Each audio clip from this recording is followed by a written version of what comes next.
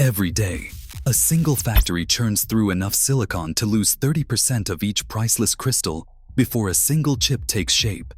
Thousands of tons vanishing into dust, and with it, over 90% of the raw material and hundreds of millions of kilowatt hours burned before patterning even begins. Most people see the final chip, and almost none realize that for every million chips produced, the true story is one of staggering waste and raw power. But who would design a system this hungry, and what invisible choices lock in these losses? The answer leads straight into the engine room that powers the entire digital world. Inside the slicing hall, a silicon ingot, pure enough for spacecraft, meets a wire saw running hundreds of meters of steel at high speed. Each pass of the blade removes a wafer just 775 microns thick, but the cut itself is never clean. The wire, coated in abrasive slurry, carves out a kerf, a channel of lost material, typically 100 to 300 microns wide. For every slice, nearly a third of the precious crystal turns to dust. In practical terms, starting with a 150 kilogram ingot, up to 45 kilograms disappear as kerf by the time the stack of wafers is ready for polishing. Engineers have spent decades narrowing that kerf, switching from traditional slurry wires to diamond-coated alternatives. Yet even with the best current technology, kerf loss still hovers around 30%. Attempts to use thinner wires run up against breakage, vibrations, and rising costs. The silicon must be thick enough to survive the relentless pace of automated handling. Go too thin, and wafers bow or shatter, wiping out entire lots before they ever reach the next step. The problem does not end with slicing. Each wafer carries a layer of subsurface damage, microscopic cracks and stress left by the saw. Polishing steps remove an additional 15 to 35 microns, stripping away the last traces of damage, but compounding the mass lost from the original ingot. The arithmetic is relentless. For every 1 million chips produced, hundreds of kilograms of high-purity silicon exit the process as waste. Supplier records and archived engineering notes show the tension between yield and survivability. Thinner kerf means more usable wafers, but only if the resulting slices can withstand the demands of high-speed robotic transfer and thermal cycling. The Industry Balancing Act locks in a daily routine where tons of silicon vanish, not from neglect, but from the physics of the process itself. Every cut, every polish, is a negotiation between efficiency and reliability, one measured in grams per slice, but magnified to factory scale, measured in tons per day. A single mirror-polished wafer, ready for the next step in chipmaking, holds far more than just silicon and geometry. Locked inside each 300mm disc is the legacy of an energy-intensive journey that begins with raw quartz and ends at the factory floor. The process starts with the Siemens method, a chemical loop that strips away impurities to yield polysilicon of 9/9 purity. This purification alone demands nearly 100 kilowatt-hours for every kilogram of output. Next comes crystal growth, where the Czochralski process melts and slowly pulls a perfect monocrystal from the molten mass. Crystal growers must hold temperature and rotation steady for hours, burning another 120 to 150 kilowatt-hours per kilogram to form an ingot free of defects. By the time a 150 kilogram ingot emerges, over 30,000 kilowatt-hours have been spent, most of it before a single wafer is even sliced. But the arithmetic gets harsher. Slicing and polishing together consume another 20 to 40 kilowatt-hours per kilogram, yet more than 90% of the original silicon feedstock is lost to kerf, reject, or subsurface damage. For every kilogram of finished wafer, the factory has already burned through roughly 2,130 kilowatt-hours upstream. On a per-wafer basis, that is about 250 to 300 kilowatt-hours locked into each 0.13 kilogram disk. The scale multiplies quickly. At a factory pushing out enough wafers for 1 million chips a day, roughly 300 to 400 wafers, The daily energy use for wafer production alone can reach 75,000 to 120,000 kilowatt hours. This figure does not include the even greater demands of the downstream fab, only the energy already spent getting to a mirror flat wafer.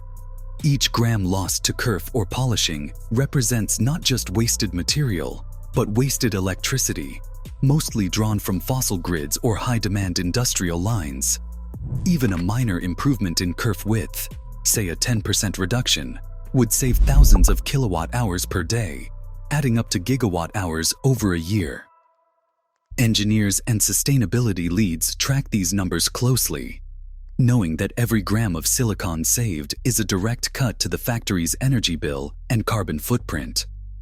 The embedded energy ledger of wafer manufacturing is invisible to most, but it drives both the economics and the environmental impact of every chip that leaves the line.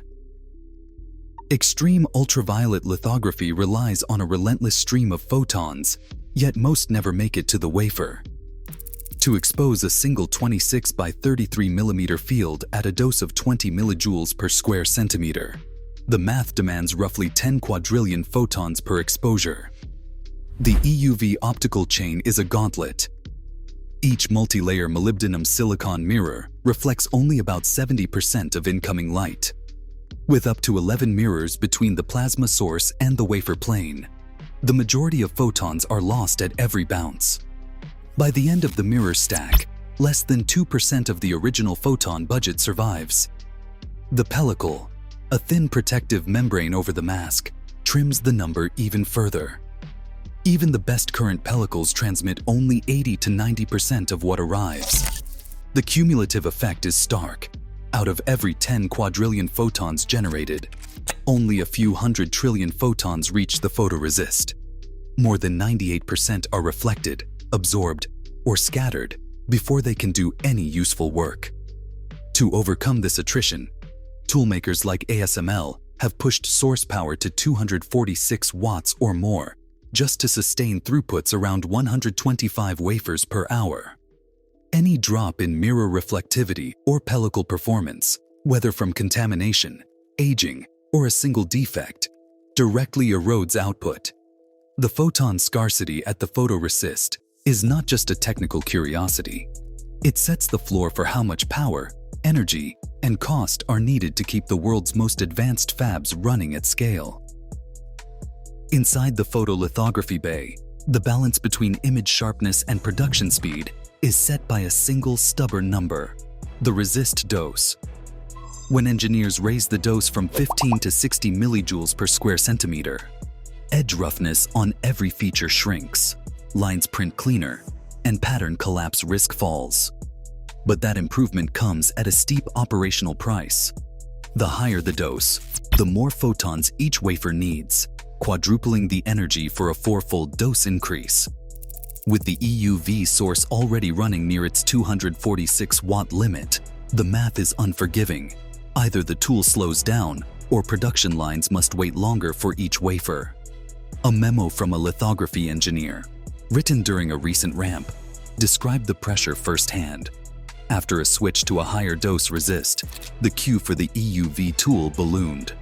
Throughput dropped by more than half overnight. Downstream, fab scheduling models failed to keep up. Customer delivery targets slipped as production managers scrambled to reallocate slots and bring in temporary staff. The edge quality gains were real, but the ripple effects hit every corner of the factory. This tension is not just a scheduling headache, it is a constraint on how much capacity a fab can actually deliver. Every wafer exposed at a higher dose puts new pressure on the photon budget, the power grid, and the plant's ability to meet orders. The decision to tune for better pattern fidelity is not made lightly. It is a negotiation between engineers, tool vendors, and operations teams, each weighing the benefit of sharper features against the reality of longer queues and rising costs. The result is a daily, factory-wide calculation. How much image perfection is worth the throughput penalty? And what does it cost to keep 1 million chips flowing out the door? A single mask set holds the fate of every chip on a production line. For each advanced node, It takes between 40 and 60 individual masks to define the intricate layers of a modern processor. Every mask, or reticle, is written by a multi-beam electron beam tool, a process that can last anywhere from several hours to days for a single layer. The cost is steep. $200,000 to $300,000 per mask is standard, with the full set for one new chip design running into the tens of millions of dollars. These numbers appear on mask shop invoices with the kind of finality usually reserved for capital equipment. But the financial risk is only the beginning. Each mask must pass a battery of inspections before it ever enters the cleanroom. Even then, the system is fragile. At the heart of EUV lithography sits the pellicle, a membrane thinner than a human hair, stretched over the mask to block particles. Pellicles are notorious for their delicacy. A minor scratch, a small tear, or a drop in transmission can force a halt in production. Swapping a pellicle means pulling the mask from the line, recalibrating the tool, and sometimes retesting thousands of wafers. A single defect, whether in the mask pattern or the pellicle, can ripple through the entire output of a factory that makes 1 million chips per day. If a flaw escapes detection, it may only surface after entire lots have been processed. The fallout can mean scrapping days of production, running emergency requalification, and absorbing both direct losses and cascading delays. In the background, mask shop managers track write times, pellicle swap intervals, and defect logs with the same urgency as a trading floor. For the factory, the mask set is not just a template, it is a high-stakes gate where a single point of failure can cost millions of dollars and upend the schedule for weeks. Every wafer that enters the fab's process line carries a hidden burden: hundreds of liters of water, a surge of power, and a steady flow of nitrogen. For a single 300mm wafer, the factory draws between 200 and 300 liters of ultra-pure water, enough to fill an entire household bathtub. Multiply that by the hundreds of wafers moving through the line each day, and the plant's annual water demand climbs into the hundreds of millions of liters. Electricity use is just as relentless. Each wafer requires about 100 kilowatt-hours of power, much of it spent running pumps, chillers, and the banks of process tools that keep the cleanroom humming. Nitrogen delivered in high-pressure lines sweeps through every bay to purge oxygen and moisture, with hundreds of cubic meters consumed for each wafer journey. These resources are not just background noise. They are essential for the factory's most delicate operations. Among them, chemical-mechanical planarization, known as CMP, stands out as a precision choke point. Here, a technician monitors endpoint sensors as a wafer glides across a rotating pad, bathed in a slurry of abrasive particles. The goal is to polish each layer of metal or dielectric flat to within tens of nanometers. Even a 10% drift, just 100 nanometers on a 1-micron layer, can widen metal lines or cause shorts, silently cutting into chip yield. CMP is thirsty work, consuming 10 to 20 liters of slurry per wafer, with the exact mix and pad condition checked and adjusted every shift. A minor error, a misbatched slurry or a worn pad, can ripple through thousands of chips before inline metrology catches it. A CMP technician said this: "Every shift we run endpoint checks, and if we do not, a mismix wrecks yield overnight." At this scale, tiny process drifts become factory-wide risks. The cost is measured not just in wasted resources, but in lost chips and missed delivery targets. The relentless demand for water, power, and nitrogen is inseparable from the relentless need for nanometer-scale control. In the background, operations teams track every liter, every kilowatt, and every process drift, knowing that efficiency gains here echo across the entire output of a 1-million-chip-a-day plant. Automated wafer robots glide along overhead tracks, logging kilometers each day as they shuttle lots between process bays. Yet for all this motion, most wafers spend the bulk of their factory lives not moving at all. RFID move logs from high-volume fabs reveal a surprising pattern. In a typical 4 to 6 week manufacturing cycle, only a fraction of that time is actual processing. The rest is spent waiting in queues, often for a handful of bottleneck tools like lithography, etch, or CMP. A single lot might travel dozens of kilometers before it is finished, but queue time dominates the ledger. For every hour spent inside a process tool, several more pass in silent limbo, stacked in automated storage, or lined up outside a critical bay. In quarterly operations reviews, managers pore over queue breakdowns, searching for leverage points. One report flagged a single under-maintained etch tool as the source of the longest queue in the plant that quarter, a single choke point that delayed hundreds of lots. The numbers are stark. A 5% increase in tool uptime, just a few more hours of availability per week, can shave days off the total cycle for every lot. Across a factory that makes 1 million chips per day, that translates to thousands of additional chips delivered without a single new robot or extra shift.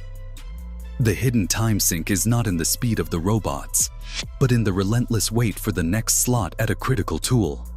As one operations log put it, lots do not get stuck in transit, they get stuck in line.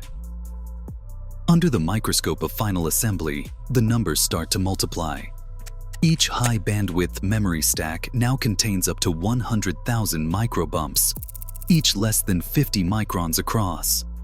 A single advanced 2.5D or 3D package can push this total even higher, with hundreds of thousands of solder connections packed into a space barely the size of a postage stamp.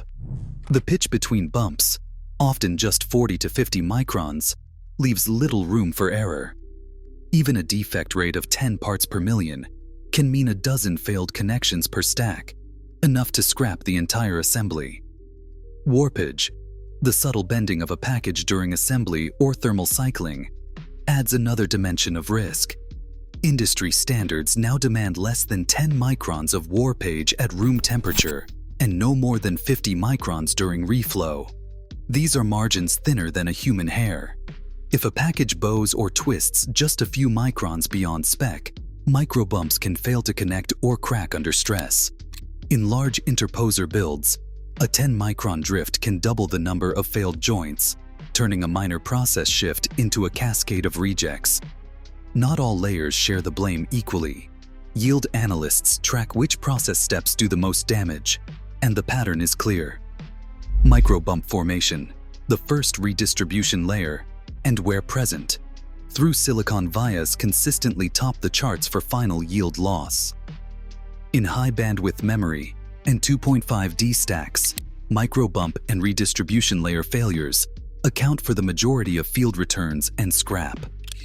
A minor improvement in bump uniformity or warpage control can reclaim thousands of chips per day. These last-mile vulnerabilities mean that, even after surviving months of wafer processing, the fate of 1 million chips can hinge on a handful of microns and a few stray defects in the final layers. Every chip in your pocket carries the invisible cost of thousands of liters of water, hundreds of kilowatt hours, and relentless precision, multiplied 1 million times each day. As global demand surges, these factories shape not just technology, but our energy grids and water tables. The next leap in computing hinges on making every atom and photon count. The future of innovation is measured in what we choose not to waste.